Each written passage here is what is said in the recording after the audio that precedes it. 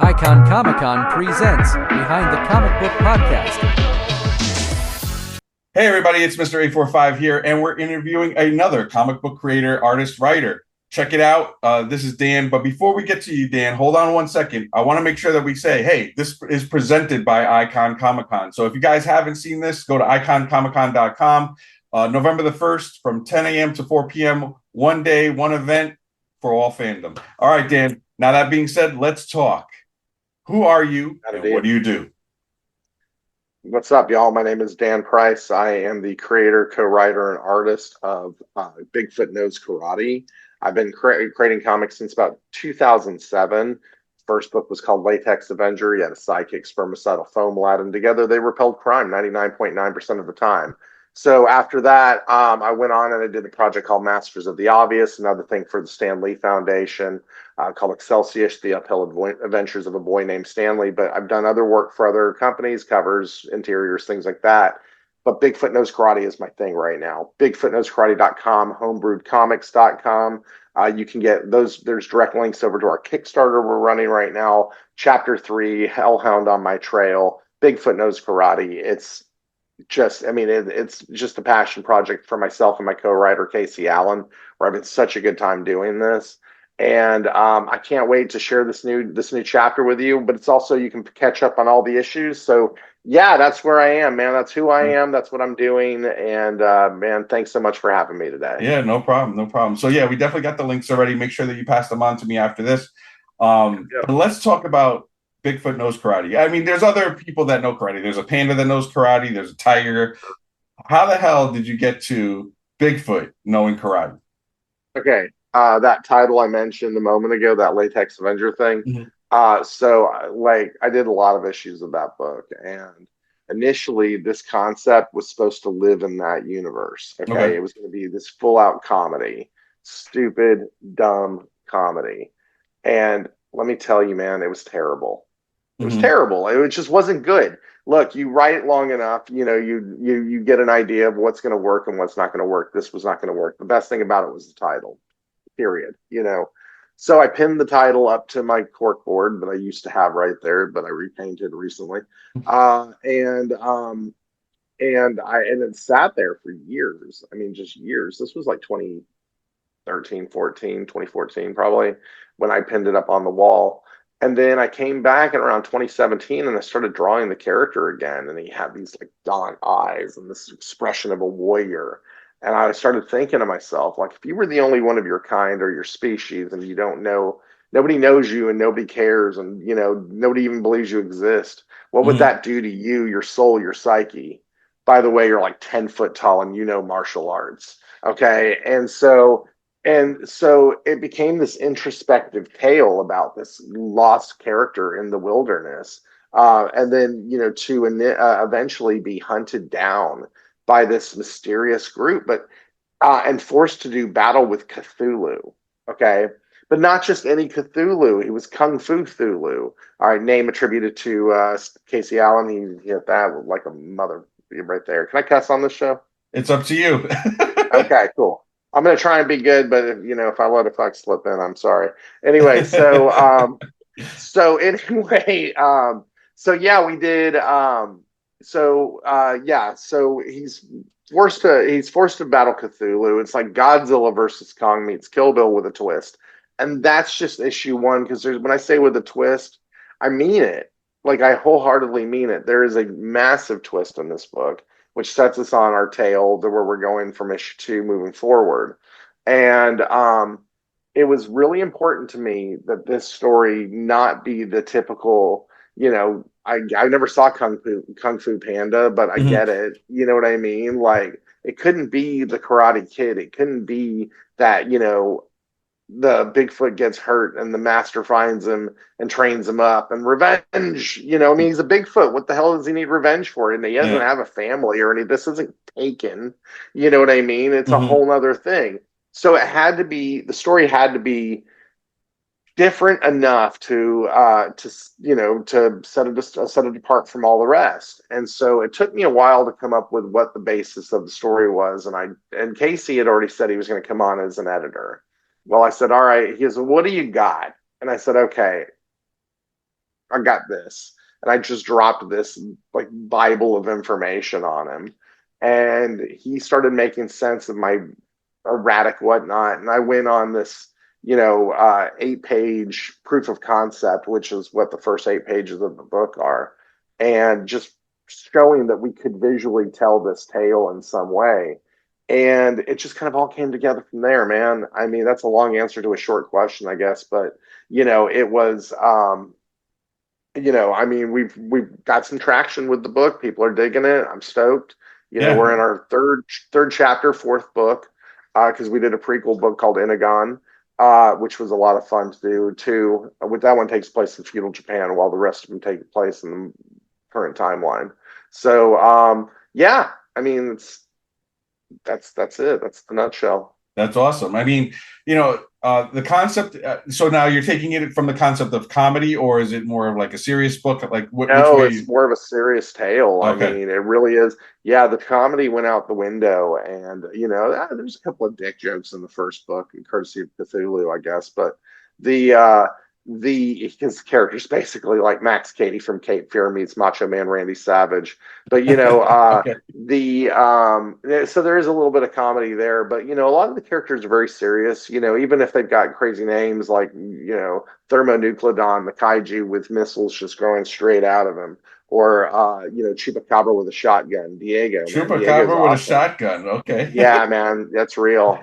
And that's Diego, man. Diego's awesome, and in chapter 3, we really get to start exploring more of him. And and Bigfoot, who's gone from this character who's like this creature who's just alone in the world, is now like he's almost got a little team, in this weird way, with this woman that he picked up in the not picked up, but like that he escaped with from this strange facility in the second issue, named Iris. And he met up with her, and there's this bunny that just keeps following him around throughout the story. And so it's and then so it's wild, it's layered. I mean, Yeah. I did mean with a twist. Casey always says it's like a twist of X-Files. I sometimes think of it like a twist of Lost, because Okay. there's definitely another thing happening, under the boiling under the, what I'm talking about. Under the It's under surface, there somewhere. Yeah, under the surface. Thank you. It's under something. Damn it. So yeah. So it's pretty cool. I'm really proud of this book because it's not the typical comedy dick and fart jokes that I was known for doing previously. It's larger in scope. It's more cinematic. Yeah. And and I'm drawing again, which was something that I hadn't done in years. Yeah. I really like the style. I was looking at some of the cover books, and then my browser decided to close itself. Thanks, Google Chrome. But I really see, that you are putting like a really good amount of style and artistry in the way that the expressions of the faces look and stuff like that, especially kind of like these different characters that are kind of like off the wall. But before we go into like even more of this, I really want to make sure that we focus on the story, right? So when you first, and it's more your story than the story that you actually wrote. So when you were growing up, and you were coming through the ranks in life, and you were like, I want to be this when I grow up. What did you want to be first before you became this? Astronaut. It's up to you. An astronaut. Oh, an astronaut. Okay. An astronaut. Yeah. No. I grew up across the street from the Johnson Space Center. Okay. So when I was taking the bus to school, there was a Saturn V rocket laid on its side on NASA property, and you drove past this like every day. It's gone now. They got rid of it. I haven't lived there in years, but since I was a pup. But I went back, about a year ago, and that's gone. But yeah, so an astronaut, that was probably the first thing I wanted to be. And then I wanted to draw comics. I mean, it was like when I was young, I mean, I didn't know what I wanted to do, like in terms of, I just loved to draw, and I was, it was something that I really enjoyed. But, and drawing comics sounded fun, but it didn't really make sense until I was about 16. Okay. That's when Image formed in 1992. And that's when I was like, okay, now I want to draw comics, but I want to draw my comics. Hmm. You know what I mean? Like the allure of drawing for Marvel or DC was never really, it didn't strike a chord with me like it does for so many people. And good for you, man. If that's your path, do it. You know, I wanted my own intellectual property. I didn't know it was called intellectual property at 16, but I wanted my own thing. I wanted to Hmm. draw my own stories. I wanted to do something unusual and unique. Now, when I was 16, my idea of original and unique was to rip off Wildcats and Youngblood, but that's not the point right now. You know what I mean? Instead of having a Wolverine, I had like a half vampire character, you know, and things like that. But yeah, it was all just rip off of the X-Men and all that other crap. But But yeah, like everybody takes inspiration from other works. I mean, you've seen so many 100%. iterations of Frankenstein. You're using Bigfoot, which is a folklore, and Chupacabra, so Yeah. these influences come into our lives whether we like it or not. And to be able to utilize them in their own stories the way that you've done is Oh something yeah. that takes some applause, because I can't write like two sentences of something that I want to do. So to get along to do 3 chapters of something is amazing. And even the book before that as well.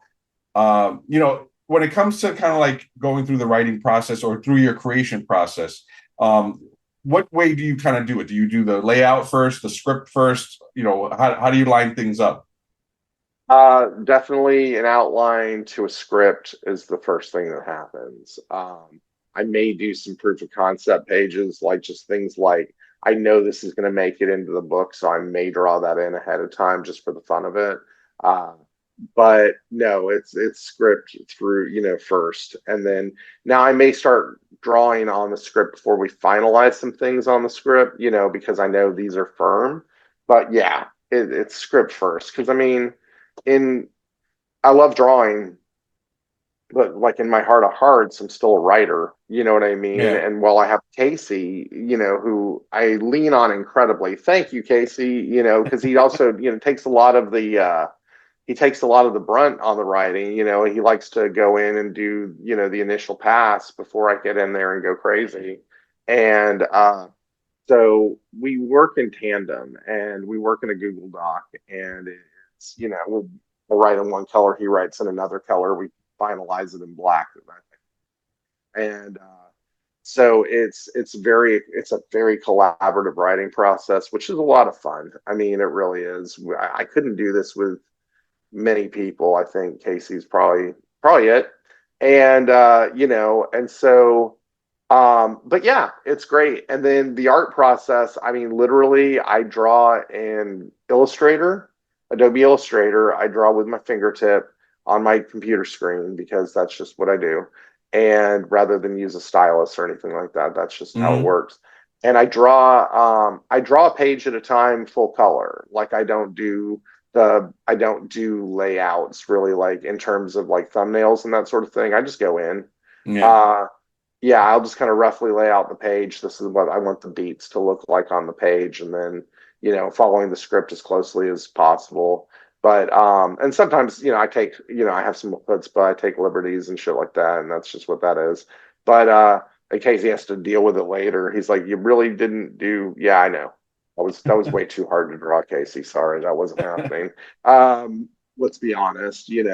And so but no, it's great. And then I letter I make all the color corrections in Photoshop back to Illustrator for lettering, and then we move on to InDesign for pagination, and that's the process really. Yeah, I mean, looking at the style of the way that you kind of drew your characters, it reminds me of Samurai Jack. And kind of like that raw, serious, but like not necessarily cartoony, but more of like very edgy in the sense of how you're drawing it. So it's like pretty cool to see a Bigfoot holding an axe and a sword or being in a samurai suit or anything like that. Those things are crazy.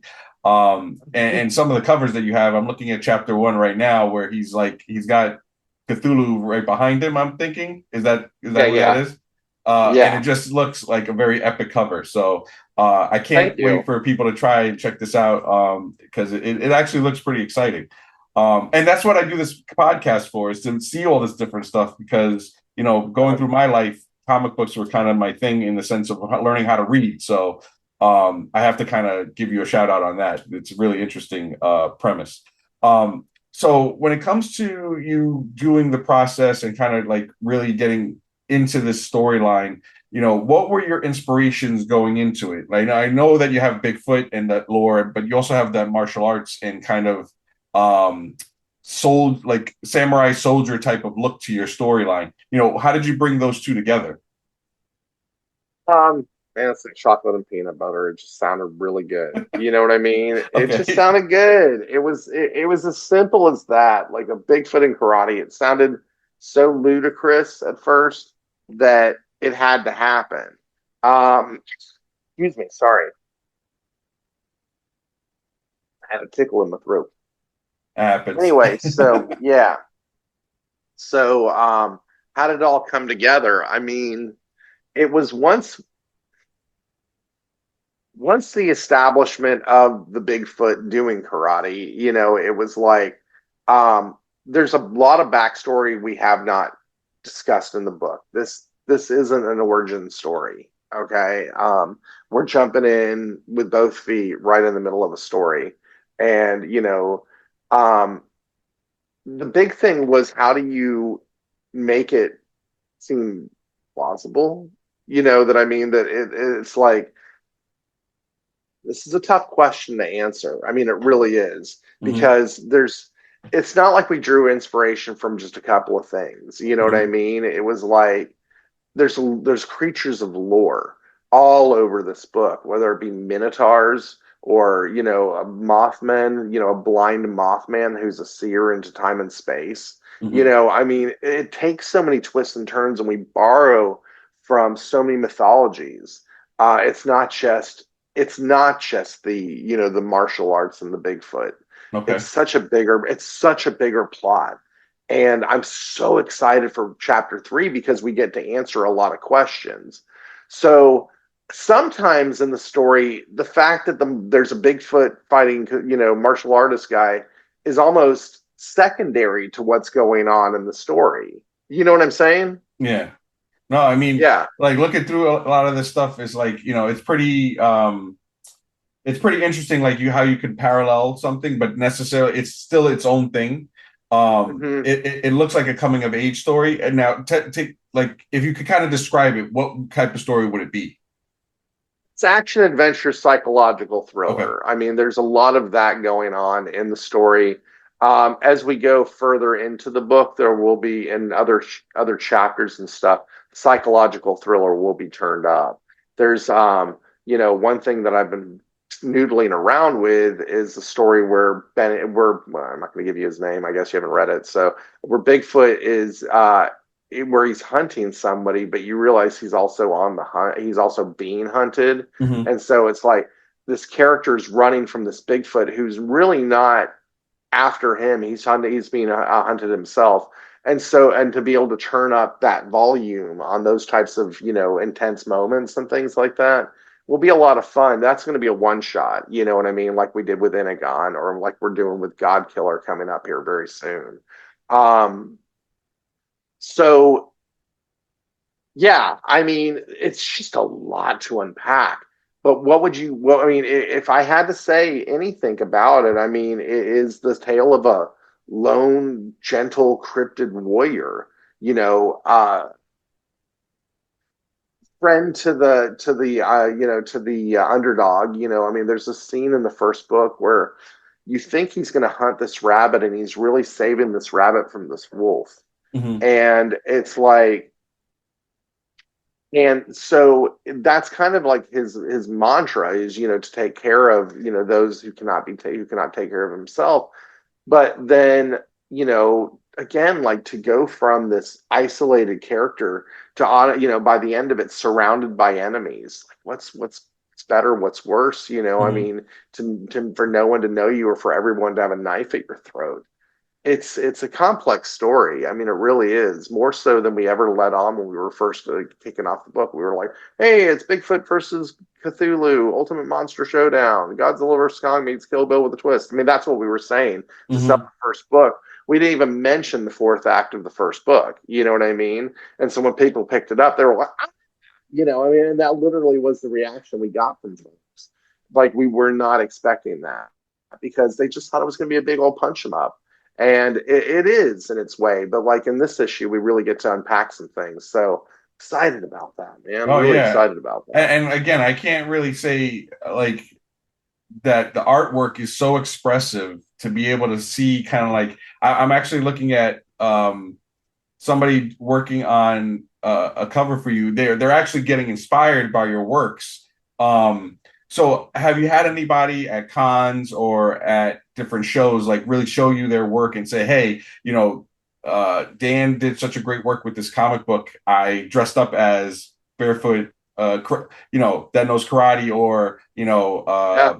Cthulhu, or Chupacabra. Yeah. So yeah, so you've already had Yeah. that. So we've like received over 250 pieces of fan art for the book. Nice. I Yeah. mean, it's somewhere before the first issue hit Kickstarter. It just kind of went viral there for a while, and to this day we're still getting 2 or 3 pieces a month. It's wild, and so like in our deluxe editions of the book, we always put a fan art gallery in the back as a thank you to the folks who took the time to do that. But as far as a cosplayer is concerned, yes, I have. Awesome. It was crazy. It was crazy. So I was in Greater Austin Comic Con, and they had, and I'm sitting there restocking my table real quick. I was in kind of a quiet period, so I'm sitting right, setting everything up, and then I look up, and there's this like gorilla in his pajamas, and I'm like, what the hell is that about? And I looked at him closer, and I was like, oh my God, that's for me. You know what I mean? And I was like, ah. I mean, like, so there's a video on my Instagram. I think it's like the first pinned video or second pinned video on my Instagram that is me getting photos of the guy dressed up. His name was Sean. Apparently we had met like previously at a signing I had done at a store here in town. And so he showed up in his, red and black gi, and he had the hat, and he had a bunny, and he had the whole thing. And such a nice person. And it was, a lot of fun. But this random dude, Art, ended up getting video of me like flipping out, going, ah, and so he took this video. So thank you, Art, for taking that video, because that's up on my Instagram. Like, like Dan finding Bigfoot in the wild, Nice. That's cool. awesome. And, and that kind of speaks to the storyline and the fact that people are actually getting excited about the book. I mean, not a lot of people get that fan art and also get the cosplay, right? Usually you only see it for the big guys. So to be able to see an independent artist and comic book creator get that fan backing, if you will, it really speaks to the works and kind of like the storyline that you're putting behind it. When you're talking about this all together, I mean, have you ever had a sense of burnout or challenging trying to get that story closed for your books at all? Yeah, I mean, it's not all peaches and cream, you know what I mean? It's like it's hard, I mean, it's hard. There are periods where it's like, when we're trying to make sense, we know where we got to go with the story. We have the art, the plot line figured out for the whole arc. But there are those like moments where we're like, well, we got to make sense of this. You know what I mean? And Casey and I rarely butt heads. There are some periods where we do. I mean, to say we don't is a complete and total lie.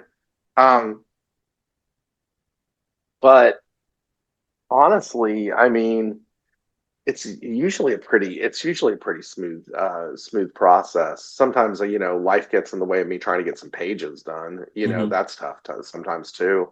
I've been unusually busy lately with a lot of things in the fire right now, so it's like those things you have to overcome. But you got to get the book done, and the book's the most important thing. Yeah. Now, are you working on any works while you're doing Bigfoot Knows Karate? No, every once in a while I'll knock out a cover for somebody or something like that. But like to me, that's once during a book, twice during a book. I really try and stay as close to the book as possible. I don't like taking pages on while I'm trying to get something else finished. Okay. As soon as this one's done, I've got to do a 6-pager for our Homebrewed Zero book that we're doing. I'll talk about that more. Yeah. Yeah. Go ahead. Oh, sure. Okay. Let's just go right into it. All right, let's do it. Homebrewed Zero, man. Homebrew Zero, I don't know if you remember back in the early 90s when Image did start up, they were advertising a thing called Image Zero. Actually, I have a copy of it right here for visual. Okay. This was this book you couldn't get it unless you cut out the coupons in the back of each of these like 7 books, and one for each of the image founders. So you do that and you send them like $10 or something like that, and you got a copy of Image Zero that had all new original stuff in it, by the image creators. Awesome concept, loved it. The execution of the book was trash, but that's not the point. The point is we're mocking that concept. We're aping that, and so if you back Crit Zero, no, I'm sorry, Crit number 8, which is in campaign right now. It's got like a week and a half left. So go check that out. Please go check that out. Get that information available to you at homebrewedcomics.com. If you back Crit number 8, you're going to get the pink coupon. Okay. And if you back Bigfoot Knows Karate number 3, you're going to get the blue coupon. Tickles back. Sorry. No, that's okay. And then our upcoming book is Celestial Knight versus Caspian Porter. Back this book, you're going to get the yellow coupon. Each of these coupons have a coupon, 3-digit code on that. Okay. Okay. So they each have a 3-digit code. Take all 9 digits, go to our website, and you can purchase yourself a copy of Homebrewed Zero. Awesome. Homebrewed Zero is going to have 5 stories in it, completely original and for us stuff by all the homebrewed guys, myself, Chris Saloff, Drew Lenhart, Dennis Valencia, and our friend Mo Lubasan has got a project that he's putting in there too. Nice. Pretty badass. And the whole thing's going to be done in a holofoil cover by Louise Thomas. So really stoked about this book. And it's an exclusive to our website. You will only be able to get the holofoil edition at our website. So it is pretty cool. And so thank you, Image Founders, for giving us a great idea. Totally aped it. And moving on. So there you go. I mean, that's really cool. I mean, it's more of like a call to the fans, like, hey, if you guys support us, we'll definitely support you and give you this type of imagery and stories. Because you guys are avid fans, you're going to give them an avid fan collectible, right? So that's really awesome. It calls like a good tribute. Yeah, well, all of us are big fans of that era of comics. It may not always be reflective in our works. Maybe it is. You know what I mean? It's just, but that's the stuff we grew up on. I can see a significant amount of it in my work, but a lot of people don't pick up on it. But I did when I was young. I totally went to the Rob Liefeld School of Drawing, and I think it shows up in my work frequently. But like my style's modified so much because I'm really going for a brushy, grungy, loose look to the book. I really want that action and that motion to come through in every page. Even if they're standing still, I want there to be something, of feel of movement. You know what I mean? Even in the stoic times. And as I draw more on the book, I find that there's far more, stoic moments, more shadows, more heavy blacks in the artwork and that sort of thing. And I guess that's probably comes from, me looking at so much Frank Miller work over the last, while I'm doing the book. I mean, I do see that. I do see some of that influence in your art. I mean, I see a lot of that darkness and the light coming out of the darkness, if you will, type of look to it. So it's definitely reminiscent of that type of art style. So when it comes to like your marketing piece, right? And I know that we kind of go multiple different places, but I like to bring it all together at the end. So on your marketing piece as an independent artist and creator and writer, what do you feel is like the easiest ways to market your books? Do you feel like marketing is very easy, not so easy? Where do you put it? What's your game plan? Okay, well, I don't know if easy or hard is the right answer. It's never ending. I guess is the right word for it. And that's me saying that with 25 years of marketing, advertising, graphic design experience. You're trying to get a new concept out there. And you have your typical avenues, and then you have other avenues that you try and explore and see if they'll work. I found the best reaction to my stuff has come from Instagram. Instagram's definitely turned into my home base, and it's been an awesome experience over there because the community is so uplifting, and so supportive, whether it's creators or fans, that everybody's really in it to win it together. And we all kind of have that attitude for the most part, there's petty bullshit everywhere, but you know what I'm saying? And I just try and keep my nose out of that, you know what I mean? And just, Yeah. stay positive and stay moving towards what's best for the book. And so Kickstarter's been incredible just because it's a distribution tool like I never had previously in my comic book days. So I love that.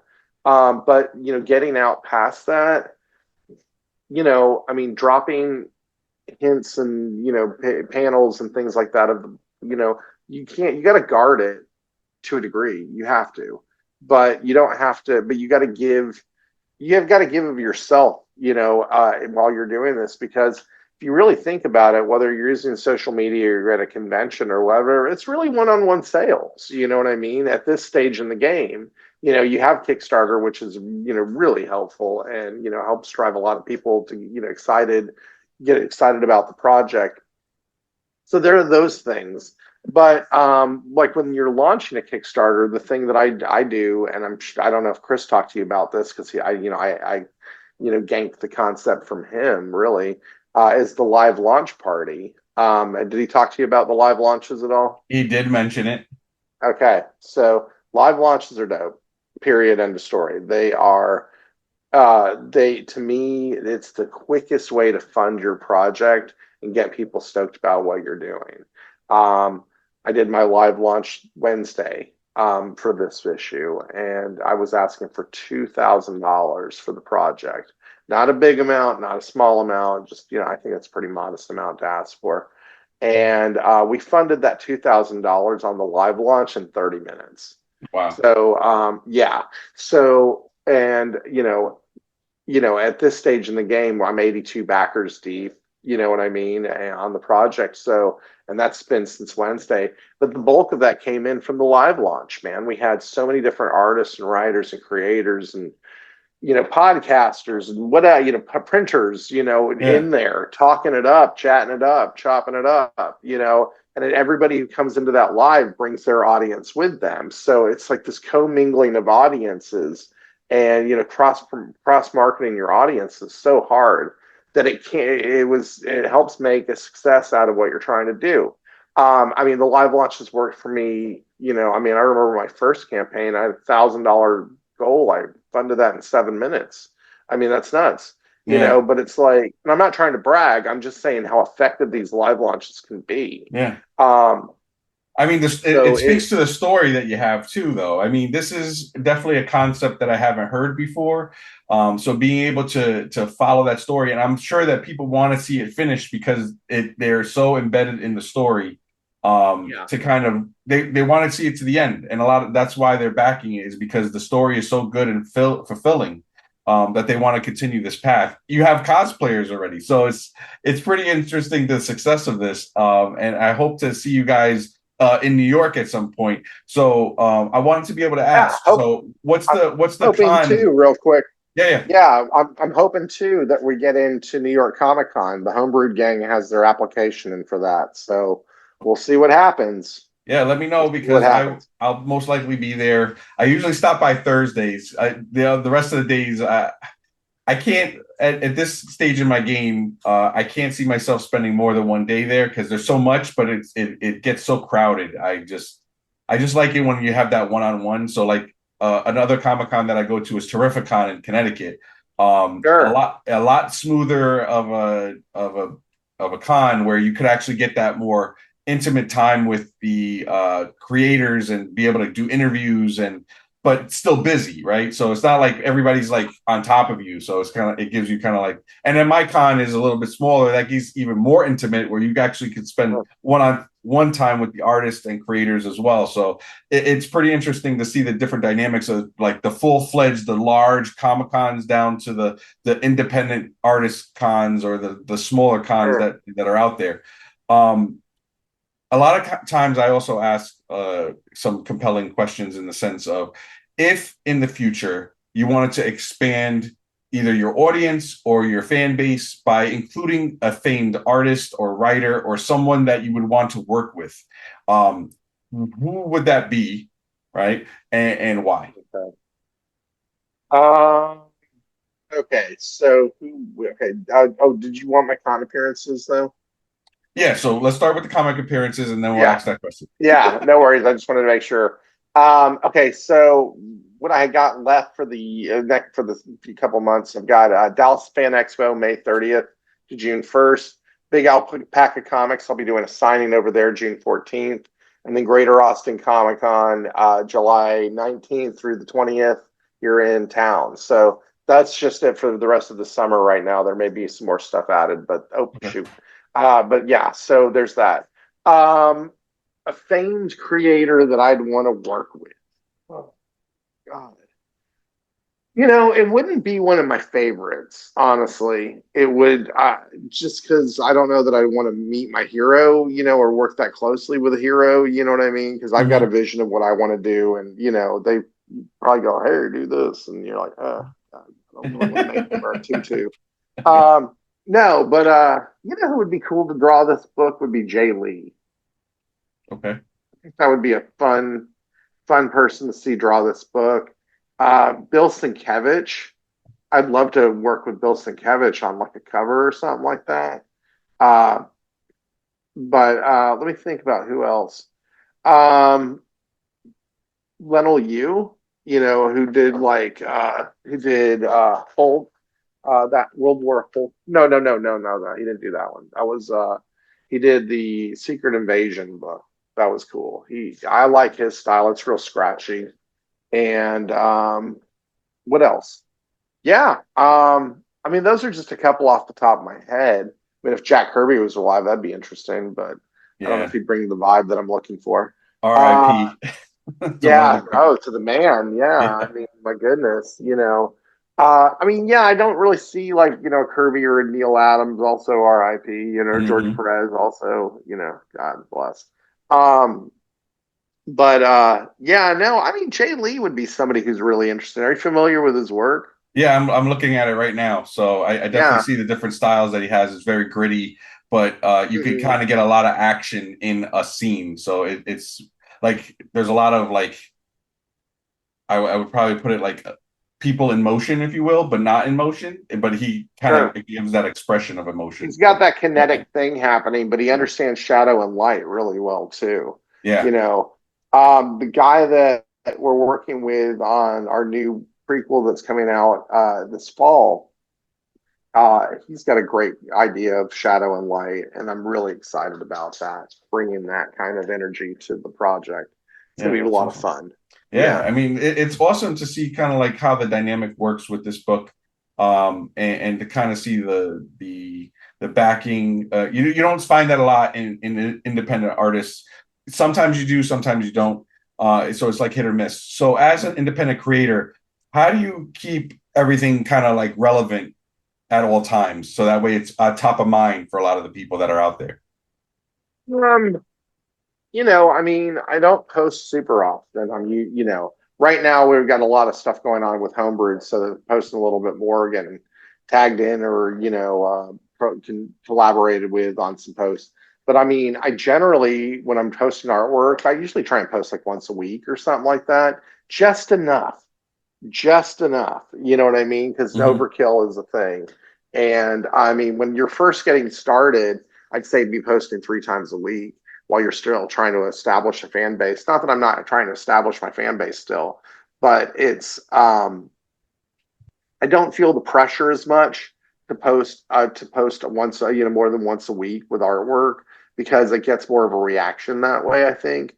The other thing is Instagram stories. I abuse those. You know what I mean? Maybe not abuse, but I use the hell out of those. Okay. I'm not the guy who has like 30 of them. You know what I mean? Yeah. But I usually have like 2 to 5 going because I'm promoting not only my book, but the homebrewed books, my friends' books. Different things going on.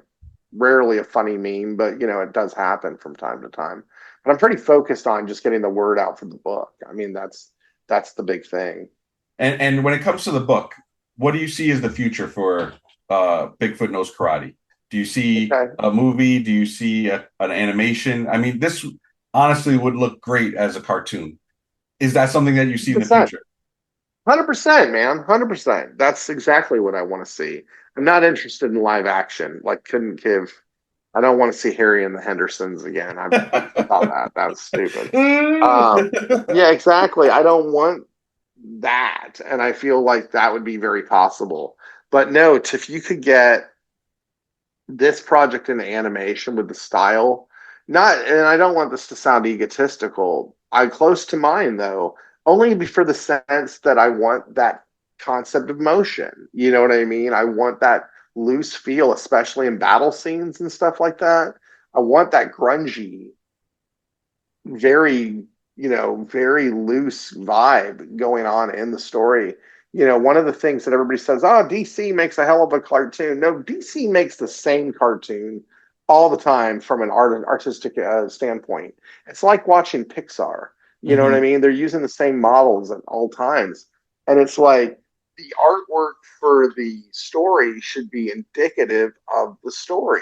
If you're going to make the Batman the Killing Joke, make that artwork look as close to Brian Boland as you possibly can. Same thing with the Dark Knight Returns. They did a great job adapting the script, but it's like they missed, as far as I'm concerned. It's not just a story. There's the whole thing is what makes the package. And don't even go into the live action. I mean, the animation, at least the storylines themselves you can follow them. I mean, it depends, right? Because I mean, I don't even want to get into DC, but it depends on kind of like which storyline you're following. But they have a lot of hodgepodge, if you will, and the same type of style, as you said. Yeah, I mean, it's like look at Hellboy. Okay, look at Hellboy. Hellboy has been a great franchise for Mignola. I mean, he's done incredible things with that. 4 movies. The first 2 were the biggest budget movies with the biggest money making ability, I guess. And they weren't like they were adapted from one story. There was a lot of things going on in that book. The Crooked Man that just came out, that is the most like a Mignola book of all of them. And it tanked, I think. I don't know. People were shitting on it before it even came out. Yeah. He's too skinny or whatever. I mean, shut up, man. Yeah. Not everybody's Ron Perlman, and that wasn't the story they were telling. Yeah. I mean, so it's like, but then again, I also have this attitude of like, I wasn't the writer, I wasn't the director. How much say do I really get in this? You can crap on it if you want to, but that's not the story they were telling. You got to respect that. You have to respect that. That's why you'll barely hear me bitch about Star Wars too. Although I got things. Anyway, go ahead. That'll be a whole nother hour on itself just to talk about that. Right. But now, before we kind of go into culminating the interview, right? I want to kind of really like pick your brain. If you had to pick someone to eventually voice Bigfoot Knows Karate, like Bigfoot himself, who do you have a name in mind? Because I like to put stuff out into the universe, right? Because you never know. But if you had to pick somebody to actually do the voice, who would you pick? You'll laugh. The Allstate guy? Really? Yeah. That's all. I don't know his name. Yeah, you know what I'm talking about. Yeah. For Major League, the guy. Yeah, who played? Yes, exactly. That dude. He could totally do it. I don't know his name, but he played Pedro on Major League. Yes. Yeah. I think he was on Walker, Texas Ranger. Didn't watch the show, but I think he was on that too.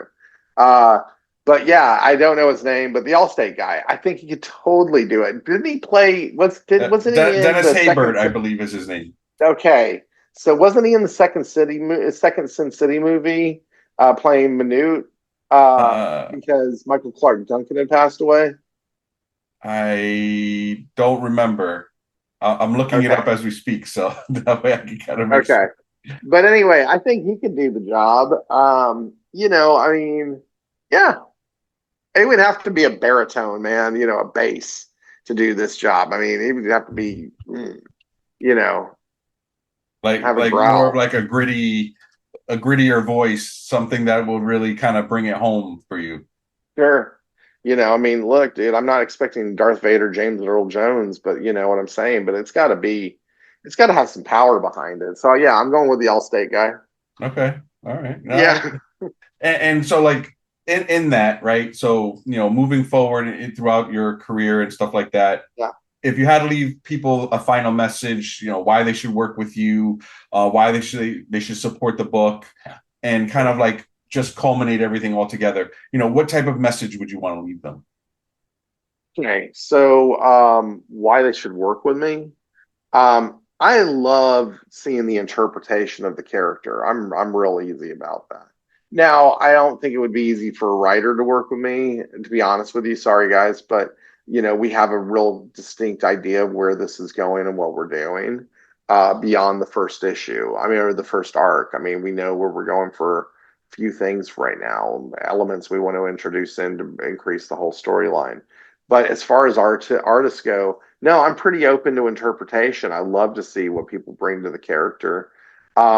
Why you should back it or be a supporter of the book. Look, it is different. It's unique.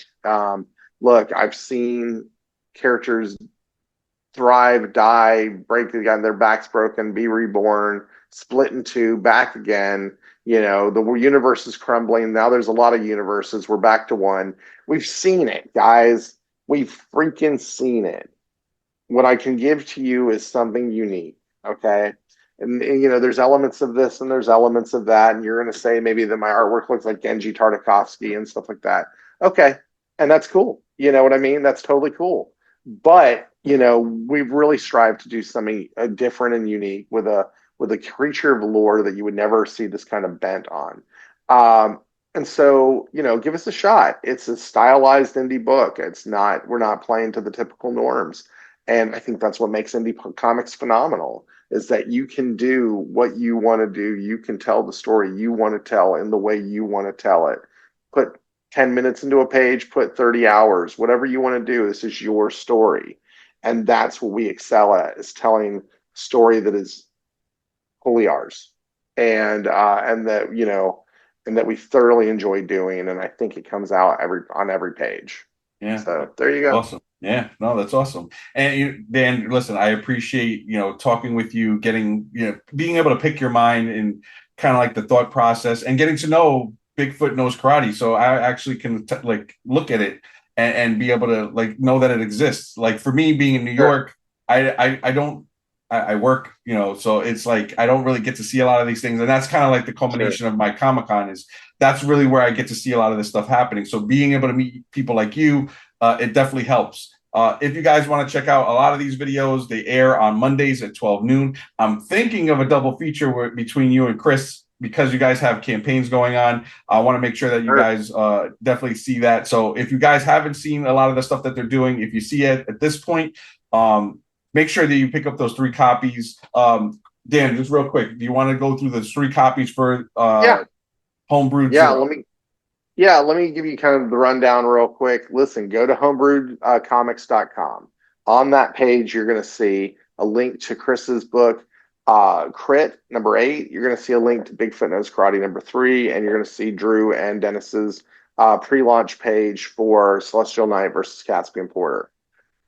Go hit notify on that new campaign coming up right now. Go do that immediately. Okay, so you don't lose out. Number 2, go over to Crit. Go check that book out. It's awesome. If you like D&D, if you like superheroes, this story is based on a homebrewed superhero D&D campaign. Based on the roll of the dice, this is what happens in the book. Okay, definitely worth checking out. High comedy, great action, art's fantastic. Go check that out. Then you have Bigfoot Knows Karate, number 3.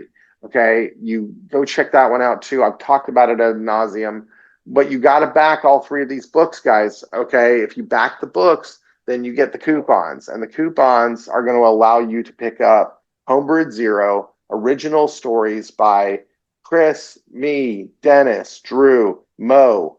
Okay. And you can pick up these, you can go over there, get the holofoil cover by Louise Thomas, limited to only those who can get it from our website are going to get this book, period. Okay. Like that holofoil is limited to the website. We may put out a book later on for cons or something like that with a regular cover. Who knows? But this is for the website, pure and simple. So go check that out. Going to be a lot of fun, but you got to back the comics. You got to back the comics. You got to back the comics. So that's the rub. Homebrewedcomics.com, links to everything. If you want, greater detail on Bigfoot Knows Karate, go to bigfootknowskarate.com. You can go check out fan art. You can buy stuff off the store, all that shit. So anyway, there you go. Yeah, awesome. Yeah. So Awesome. again, everybody, this is behind I can't talk today. This is Behind the Comic Book Podcast. Thank you, Dan, for allowing me to interview you. This is all for Icon Comic Con, November the 1st in Fishkill, New York. It's from 10 a.m. to 4 p.m. One day, one fandom. We're actually trying to get everybody together to kind of support the independent artists, comic books, and also the writers that we have coming to this Comic-Con. We have comic book vendors for the old school, golden age, silver age comics that you love. But then we also have independent artists that you can find your new favorite. You never know. So we'll be hitting the streets every Monday, 12 noon. Check out this podcast. Support the artists, comic book creators, writers, and just people in the industry by liking, sharing, and following a lot of the content that they put out. That's really the big way to kind of help their audiences and really grow so that more people can enjoy these awesome stories that they're coming out with.